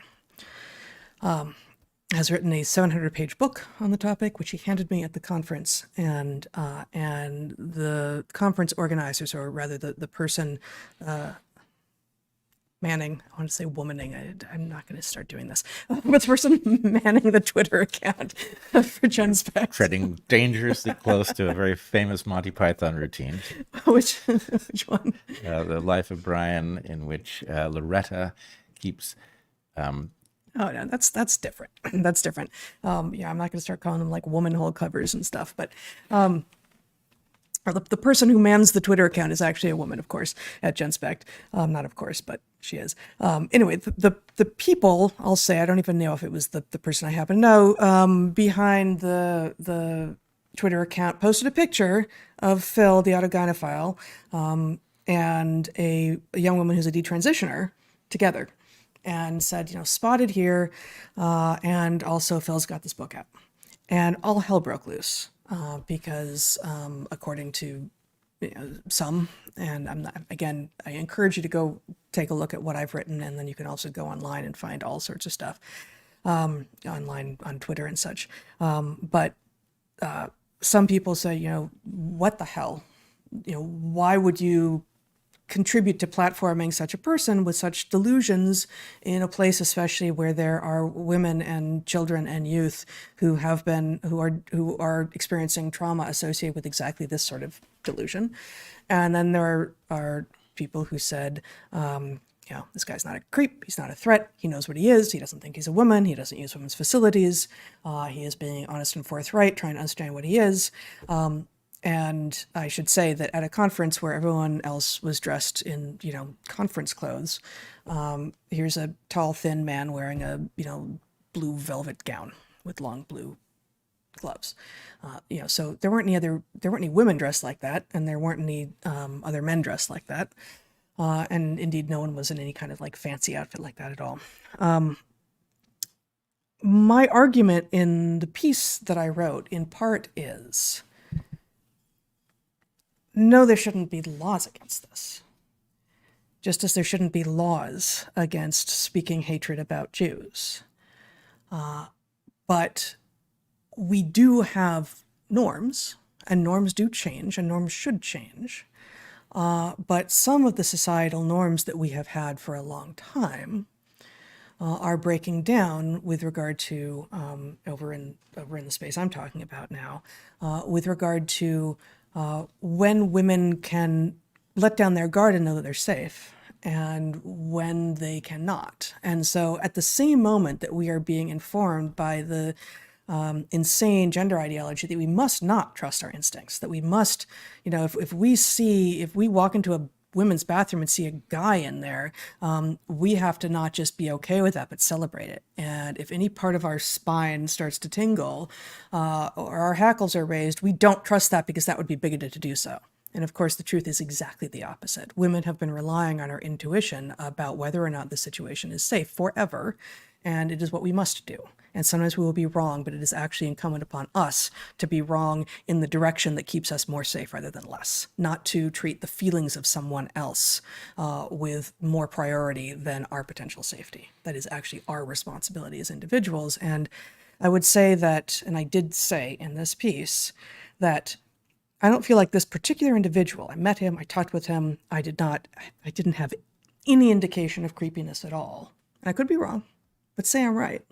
Still, the fact of walking around in explicitly weirdly feminine dress of which no one else is doing, in a landscape where there are creeps and predators doing exactly that and using that to get access to women's spaces and using the fact that women are being told not to trust their intuitions and to stand down and to embrace the predator.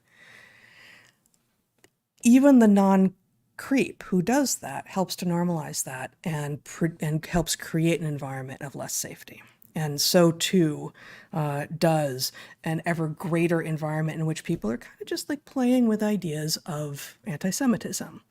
And this is not an argument to legislate against at all. This is saying that actually we have things besides laws that are social norms, and sometimes they need to change, and sometimes they were actually doing something very important. And as they start to decay, it is incumbent upon us to point it out and to say, actually, that thing, we were using that, that was necessary, that was a common good, and it's our right to fight to get it back. Yeah, it's actually, it's a Chesterton's fence issue.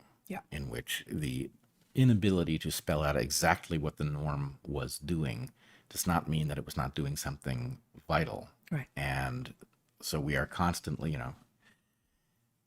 it's hard to even describe what this person was doing wrong, right?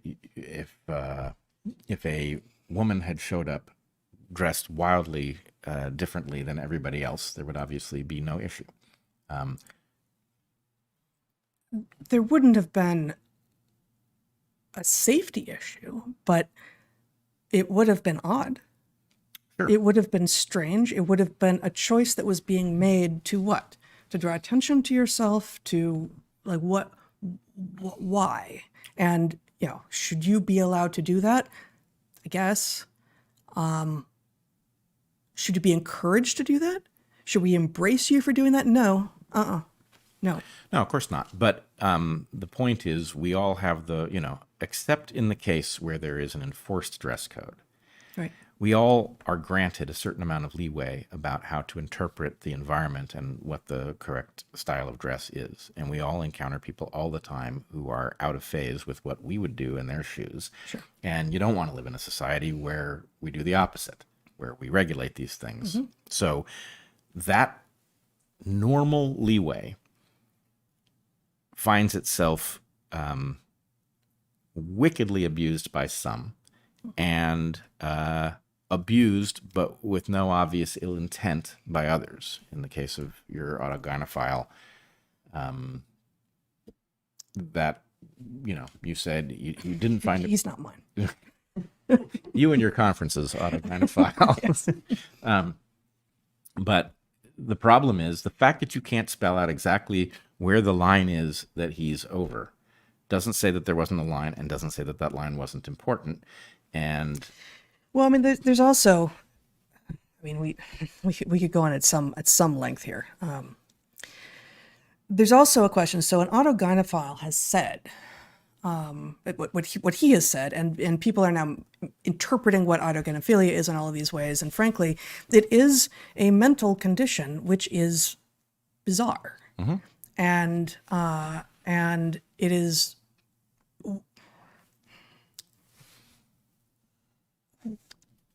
most of us do not display our sexual desires in public. And he could have this identity and keep it to himself. yep.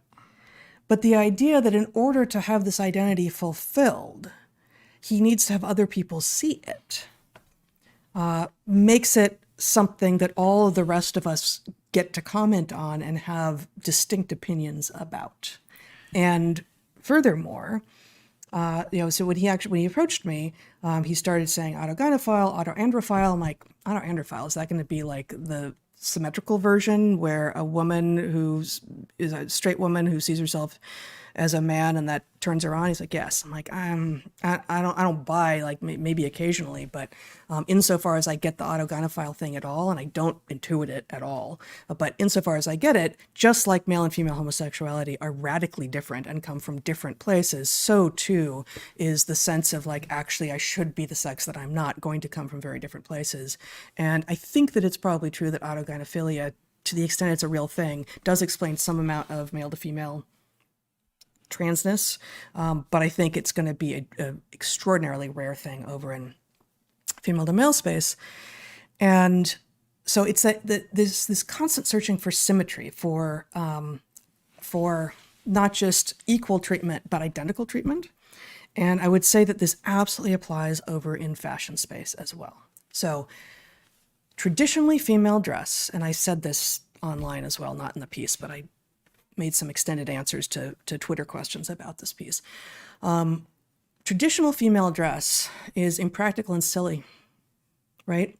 And the fact is that it's been decades, 100 years, like a long time now, that it's been understood that women can adopt what has been traditionally male dress, because women who aren't impractical and silly should be allowed to dress in ways that aren't impractical and silly as well, right?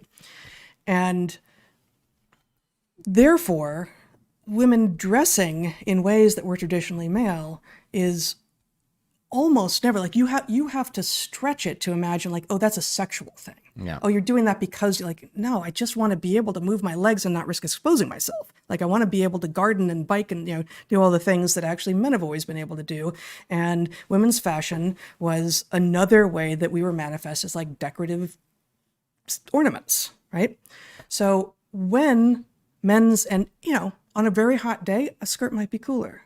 And kilts exist, and more feminine clothing exists, flowy clothing exists for men, and some men adopt it, and it is clearly about responding to the environment.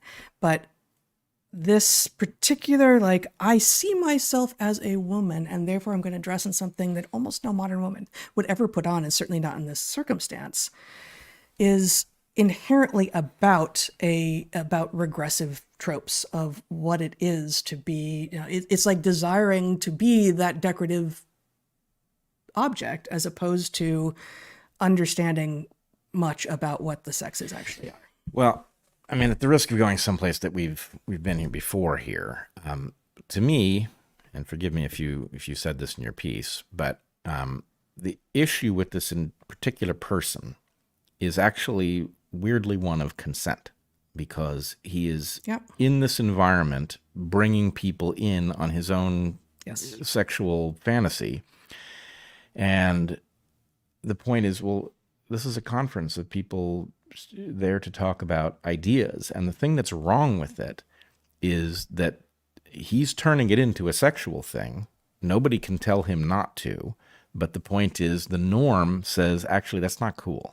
Right? That's not acceptable behavior for what this environment is. And the contrast I would draw, I assume that neither Blair White nor Buck Angel were at the conference. Right. But had they been, my sense is that actually they would be in a position to shed an awful lot of light on things that others will have to speculate about, and that because they have both been excellent at drawing these distinctions in a way that is totally protective of the rights of women and the rights of children. Veronica Cohn was there.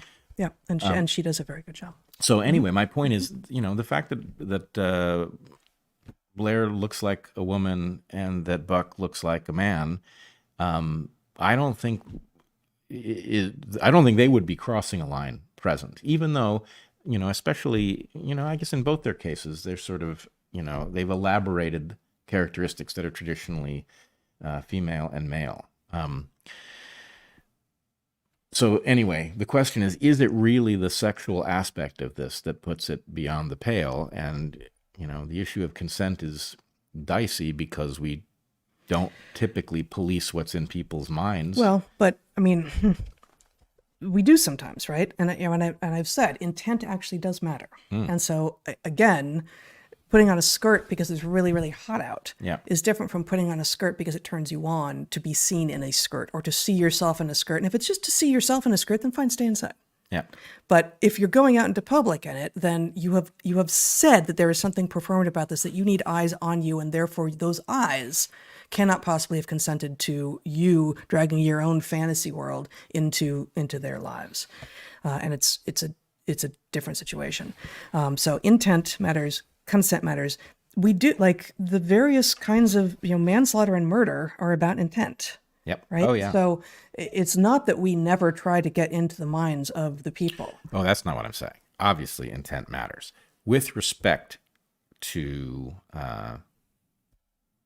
sexual desire, we don't typically police the content of people's minds. Now, I will argue that we actually make a mistake. It's not that we should be policing the content of people's minds, but it's very different if we say, actually, certain fantasies aren't cool. And to the extent that you're fantasizing about them, that's bad. I think we should actually be doing that a lot more. There's a lot of stuff that people are getting off on that is spilling over into the world that is not good. And that's not the same thing as we want to know what you're fantasizing about and we want to police it. But the idea that we should say, actually, you know what? Some of this stuff is not healthy and you shouldn't be doing it. And, you know, getting off on people looking at you cross-dressing at a conference that, you know, is, and I don't know exactly how to describe it, but an analytical space is... Well, and specifically a space where, you know, there were so many parents there whose children are suffering from the delusion at the moment and are, you know, are in the process of perhaps rendering them infertile for life and, you know, just, you know, are precisely in the middle of the chaos. And I think Phil, the autogynephile whom we've been talking about, believes that he is helping such people by revealing that actually this condition explains many male to female trans people. But I guess there's a way in which, and I'm seeing this more and more and more, that people are reaching for diagnosis. And once they have diagnosis, they think they've got it. And God, if COVID didn't teach the world anything, like, you know, how many times does medicine and do psychologists and does everyone have to be just wrong before you start saying, you know what? Just because you've got a label for the thing doesn't mean that that label is right, that everything that looks kind of like that goes into that label, or that once you have the label, you know what to do. Because even if the category has been correctly described by, say, the DSM, and you really do fit that diagnosis, that still doesn't help you very much. It's not a resolution. I don't know why people land there and go, like, I know why, I think. And it is a oversimplification of biology. It is an incorrect oversimplification of biology where once you've got a diagnosis, it feels immutable. A, you're not responsible for it, and B, there's nothing you can do about it. Well, so who is society to tell you not to X, Y, and Z? And the answer is no. The fact that you have a diagnosis doesn't mean it's not the result of you having, or society having, tolerated something in you that it should have discouraged, right? And it doesn't mean that there's nothing you can do about it. So I think the point is it's just, it's sloppy excuse making for stuff that, you know, sloppy excuse making I don't think is fair. I think that may be actually what's going on, but people are, I think this goes back to this move from when we were coming of age, everyone was looking for meaning. And now everyone is looking for identity. Yeah. And as part of, you need to know what you are, what your identity is, there is a focus on diagnosis, on, you know, what are the 5 things that describe you, right? And, you know, certainly there's always been some of that, but I saw, and, you know, this is going to be a big can of worms, and I don't think, maybe I'll just say it, maybe we come back to it. But I heard from a number of people, smart people, courageous, honest, honorable people, who really felt that they had unraveled, not like a lot of women. Like I must have talked to like 6 different people who had the experience of, I thought I was trans, but then it turns out I wasn't, I was autistic. And autism, as we have talked about, is not one thing. It can't possibly be that the kid banging his head on the wall in the corner who will never have language is the same thing as the high-functioning people on the spectrum whom we had in our classrooms and, you know, are, you know, prevalent in, higher reaches of all kinds of professional fields, right? It's just like, why are we putting those in the same place? But also, we're now hearing, well, it manifests very, very differently in men and women. That may well be true, but maybe actually we're dealing with a whole lot of different things. And there's a whole lot of little clusters of things that happen because we are polluting our environment, and we're polluting your minds when you're growing up by putting you in front of screens, and by not letting you go outside, and by not enforcing social interaction without adults being intermediaries and solving all your problems for you. And you've grown up confused and sheltered and hurting. And you're looking for a diagnosis to explain why you're confused and sheltered and hurting. And you are brave and wise enough to have pulled yourself out of the tailspin that was trans, but you still want some diagnosis. And the still want some diagnosis means that you're still buying the thing a little bit. And I'm not saying that autism isn't real or that this may not explain some of it, but it feels like you're still in the grip of being able to be told, not that, but this. And when you maybe come out of that, you go like, not that, but this. And maybe actually really understanding all of the things that went into the developmental environment that made you who you are. And back to your point, like there's just a failure to recognize what humans are. We've got the longest childhoods on the planet, and that's not a mistake. This is when we become human. And we are collectively as a society fucking that up. Like we are just messing with children so badly at every level. No wonder people are hurting and confused and looking for a diagnosis. But maybe a diagnosis won't help. Maybe actually saying, you know what? I'm a human being and I'm me, an individual, and I'm either male or female. And other than that, there's almost nothing that's binary in biology. And let's go. Let's figure out how to make the most of this and make some meaning on this beautiful planet we have while we still have it. Couple things. One, I think this idea that you need a diagnosis to free you from a diagnosis is really important. Yeah. I think that is a lot of what's going on. And the problem is we don't have language for, I thought I was trans, and it turns out that's not true. Well, then what is true? Well, the answer is most people who have dysphoria, gender dysphoria, get over it. Yeah. So the point is that's a matter of development correcting itself. And it's the obvious best path, right? The idea of a life on pharmaceuticals downstream of surgeries that don't actually create the condition that you think you want, right? They simulate it at best. Yeah. But the other thing, and I just want to unpack the piece that you were saying about our developmental periods, because I don't think this is where people just they oversimplify the biology in a way that's very destructive. The reason that we have the longest developmental periods of not only any creature on the planet, but any creature that has ever been on this planet, is because there is a very long period of time necessary to build up the structures of a highly functional adult human being, right? On the one hand, that gives us our amazing flexibility, the idea that you live a very different life than a Mayan farmer or astronomer priest is the result of the fact that you're not pre-programmed for your niche.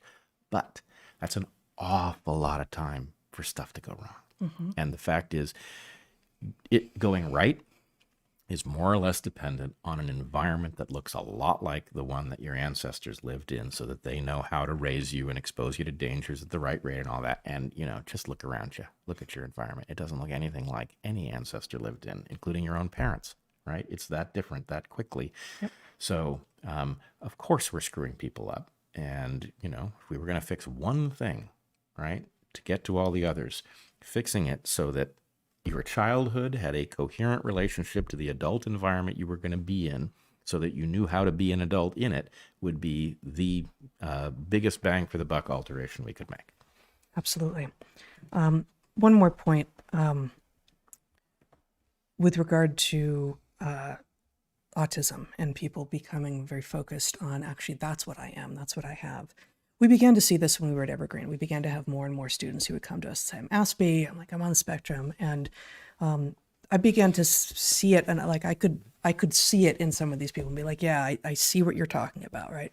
The one thing that makes me think, okay, maybe this is actually much more prevalent then I am thinking like maybe this isn't just a like hopping diagnosis to diagnosis thing. Is as far as I know, and I'd like to hear it if I'm wrong, I don't think there is a proposed pharmaceutical solution.